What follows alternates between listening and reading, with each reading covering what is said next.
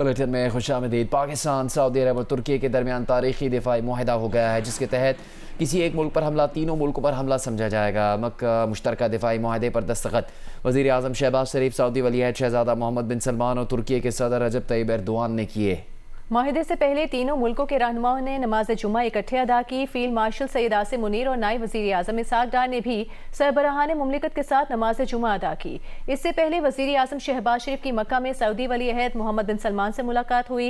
मुलाकात में खित्ते की सूरत हाल और दो तरफा शराकतदारी मजीद मजबूत करने पर तबादला ख्याल किया गया।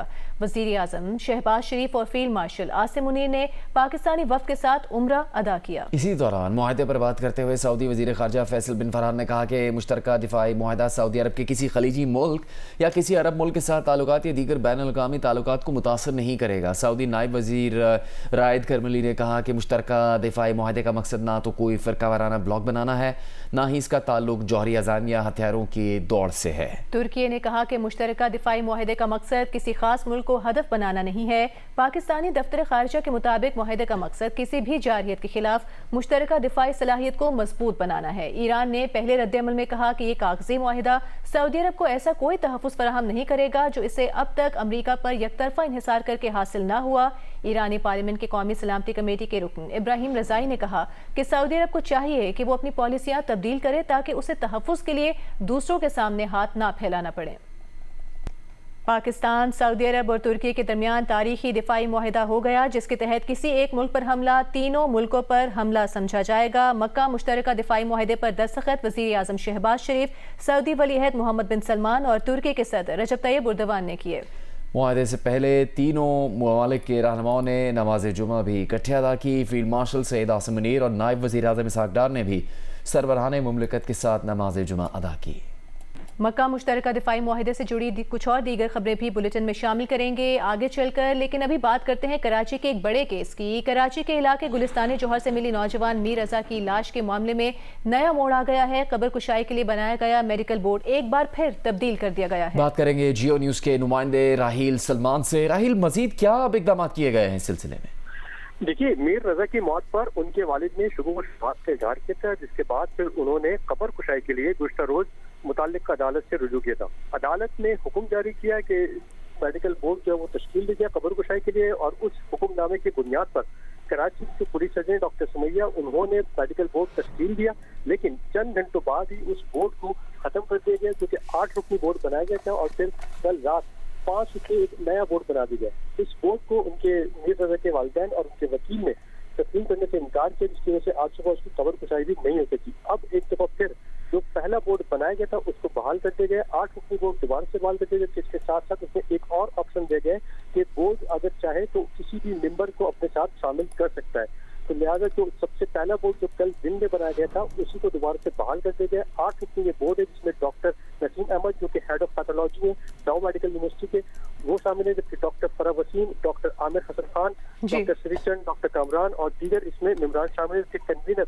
डॉक्टर सुमैया, ये शख्सियात इस बोर्ड में शामिल होंगे। बहुत शुक्रिया आपका राहिल सलमान तफसील के लिए।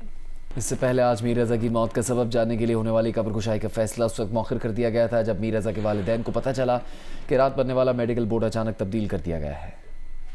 मीर रजा अली की मौत की वजह जानने के लिए कब्र कुशाई जुम्मे की सुबह 9 बजे होनी थी, मगर रात गए अचानक हुकूमत की जानिब से नए मेडिकल बोर्ड का नोटिफिकेशन जारी होते ही मामला मुतनाज़ हो गया, जिसके बाद मीर रजा के वालिद ने कब्र कुशाई से इनकार कर दिया।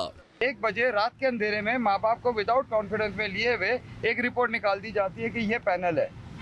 फिर सुबह अभी जब हम इधर आते हैं तो इधर एक और तीसरी आ जाती है कल के लिए। तो कौन ऐसा बंदा है, किसको रोका जा रहा है, किसको बचाया जा रहा है? मीर रजा के वालिद के वकील जिब्रान नासिर ने इस हवाले से पुलिस सर्जन कराची और सेक्रेटरी सेहत को कानूनी नोटिस अरसाल कर दिया।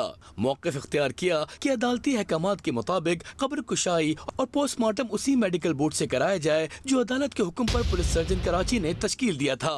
हमें आया नजर, हमें बू आई बददियानती की कि ये कब्र कुशाई होके मैयत को तो जो अजियत मिलेगी मिलेगी, मगर सच सामने नहीं आएगा। ये मजीद सच दबाने के लिए लोग सामने लाए जा रहे हैं, तभी तो ये मनपसंद नाम चुन के जो पूरे कराची में इनको नहीं मिले। अपने कानून की खिलाफ वर्जी, अपने अपॉइंटेड पुलिस सर्जन के इख्तियार की खिलाफ वर्जी और अपने उस कानून की खिलाफ वर्जी। इसमें लिखा है कि जो टीम के अरकान एक्सपर्ट्स होंगे वो नज़दीक तरीन पब्लिक यूनिवर्सिटी के होंगे। पुलिस का बताना है कि जय वक़ुए से मिलने वाला खून फोरेंसिक के लिए भिजवा दिया गया है, जिसकी रिपोर्ट चंद रोज में आ जाएगी। दूसरी जानिब डीजी हेल्थ सर्विसेज सिंध ने कब्र कुशाई के लिए तीसरे मेडिकल बोर्ड की तश्कील के लिए एक और नोटिफिकेशन जारी किया, जिसमें पुलिस सर्जन कराची को इख्तियार दिया गया कि वो चाहे तो बोर्ड में अपनी मर्जी के अरकान शामिल कर सकती हैं। कैमरा टीम और साथी रिपोर्टर काशिफ मुश्ताक के साथ Amin Anwar, Geo news, Karachi. Chairman NAB lieutenant general retired Naseer Ahmed Bhatt ने सेनेट की कायमा कमेटी बराए कानून इंसाफ में बात करते हुए नैब तरमीम 2022 पर शिकवा किया। कहा उन्हें हाथ बांधकर करप्शन के समुद्र में फेंक दिया गया है, हाथ तो खोलें। उनका मजीद क्या कहना था, इसी हवाले से बात करेंगे इस्लामाबाद में नुमाइंदा जियो न्यूज़ मरियम नवाज से। मरियम नवाज, क्या बातचीत हुई जिसके जवाब में उनकी जानिब से कहा गया?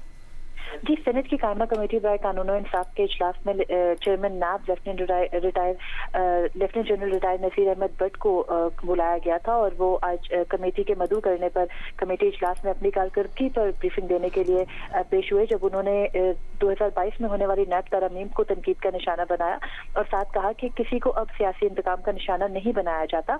कमेटी अरकान ने उनसे सवाल किया कि आप बताएंगे करप्शन में कितनी कमी आई है, तो चेयरमैन नैब ने जवाब दिया कि मेरे हाथ बांधकर करप्शन के समुंदर में फेंक दिया गया है, पहले मेरे हाथ तो खोले। जिस पर सेनेटर कामरान मुर्तजा ने चेयरमैन नैब को मुखातिब करते हुए कहा कि आपने कभी लिखकर तजावीज भेजी कि कौन सी तरमीम वापस की जाए, जिस पर चेयरमैन नैब बोले कि मैंने लिखकर भेजा कि कार्रवाई के लिए मुकर्रर की गई कम अज कम 50 करोड़ करप्शन वाली शर्त को खत्म करे। नतीजा उल्टा निकला, हद को मजीद बढ़ा दिया गया। जिसके बाद कमेटी अरकान ने चेयरमैन नैब से मुख्तलिफ सवालात किए और उसके बाद कमेटी इजलास में चेयरमैन नैब की आज की जो ब्रीफिंग है वो सुनी। बहुत शुक्रिया आपका मरीम नवाज। महंगाई, बिजली और पेट्रोल की कीमतों में मुसलसल इजाफे के खिलाफ जमात इस्लामी के ज़ेर एहतमाम आज मुल्क के मुख्तलिफ शहरों में एहतजाज किया गया। अमीर जमात इस्लामी पाकिस्तान हाफिज़ नईमुर रहमान ने लाहौर में एहतजाज से खिताब करते हुए कहा कि मुल्क पर पेट्रोलियम माफिया मुसलत हो गई है। आलमी मंडी में पेट्रोलियम मसनूआत महंगी हुई तो मुल्क में वो कीमतें ज़रूरियात से ज़्यादा बढ़ा दी गई। पेट्रोल की कीमतें कम हुई तो उन्होंने मामूली कमी की। हुकूमत ने लेवी, टैक्सेस और कीमतें बढ़ाकर जुल्म किया। हाफिज़ नईमुर रहमान ने 9 अगस्त को लाहौर में वज़ीर आला हाउस की तरफ मार्च का ऐलान किया। कहा उसी दिन खैबर पख्तूनख्वा के अवाम गवर्नर हाउस पर धरना देंगे, जबकि कराची में भी गवर्नर हाउस पर धरना दिया जाएगा। बलूचिस्तान के अवाम कोयटा में धरना देंगे। लोगों को मालूम है कि ये जो पेट्रोलियम का धंधा है ये तो पूरा माफिया है जो हम पर मुसल्लत है। हमारी हुकूमत क्या कर रही है? हमारी हुकूमत ने कहा कि आलमी मार्केट में कीमतें बढ़ गई हैं और इसके नतीजे में हम पेट्रोलियम की कीमत बढ़ाना चाहते हैं। 28 फरवरी को जंग शुरू हुई थी जब अमेरिका और इस्राइल ने ईरान पर हमला किया था। उस वक्त पेट्रोल 258 रुपए था, उस वक्त डीजल 275 रुपए था, लेकिन उस वक्त आलमी मार्केट में ऑयल की जो कीमत थी क्रूड ऑयल की वो $72 फी बैरल थी। फिर जैसे ही कीमतें बढ़ना शुरू हुई इन्होंने उसके रेशो से नहीं बल्कि उससे कहीं ज्यादा कीमतें बढ़ा दी। बल्कि जालिमों ने सिर्फ कीमतें नहीं बढ़ाई, टैक्स भी बढ़ा दिया, लेवी भी बढ़ा दी। लेकिन उसके बाद क्या हुआ? जब पेट्रोलियम प्राइसेस नीचे गई तो क्या इन्होंने कीमत कम की? इन्होंने कीमत उस तरह से कम नहीं की, सिर्फ इन्होंने झाड़ झंकार करके ये तासुर देने की कोशिश की कि हमने कीमत कम की हुई है। जमात इस्लामी के एहतजाज पर रद्द-ए-अमल में तर्जुमान सिंध हुकूमत ने कहा है कि पेट्रोलियम लेवी विफाकी मामला है। कराची की शाहराहें बंद करके शहरियों को किस बात की सजा दी जा रही है? जमात इस्लामी एहतजाज की आड़ में सियासी दुकान चमकाने की कोशिश कर रही है।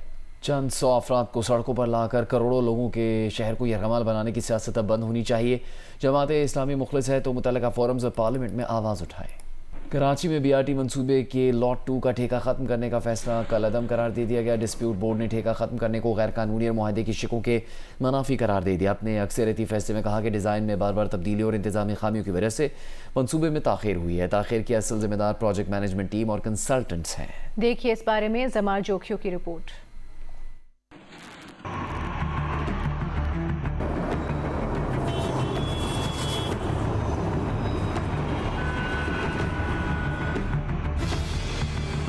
हुकूमत सिंध ने 21 अप्रैल को BRT रेड लाइन के लॉट 2 के ठेकेदार को मुआहदा मनसूख करने का नोटिस जारी किया।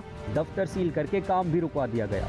मामला सिंध हाई कोर्ट पहुंचा, जहां अदालत ने फरीकैन को मुआहदे के तहत कायम डिस्प्यूट बोर्ड से रुजू करने की हिदायत की।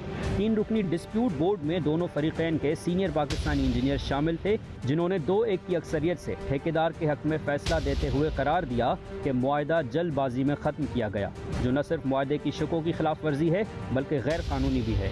फैसले में कहा गया कि सिर्फ मुकर्ररा मुद्दत में काम मुकम्मल न होने को बुनियाद बनाकर ठेका खत्म नहीं किया जा सकता। बोर्ड ने निशानदही की कि मंसूबे के डिज़ाइन में बार बार तब्दीलियां की गई। 16 में से सिर्फ एक स्टेशन का नज़रसानी शुदा डिज़ाइन नवंबर 2025 में फराम किया गया, जबकि बाकी 15 स्टेशनों के रिवाइज डिज़ाइन मुआहदा ख़त्म होने तक भी ठेकेदार को नहीं मिल सके। इन तब्दीलियों के बायस मंसूबा ताख़ीर का शिकार रहा, तमाम कंसल्टेंट्स को इस पर जवाबदेह नहीं ठहराया गया।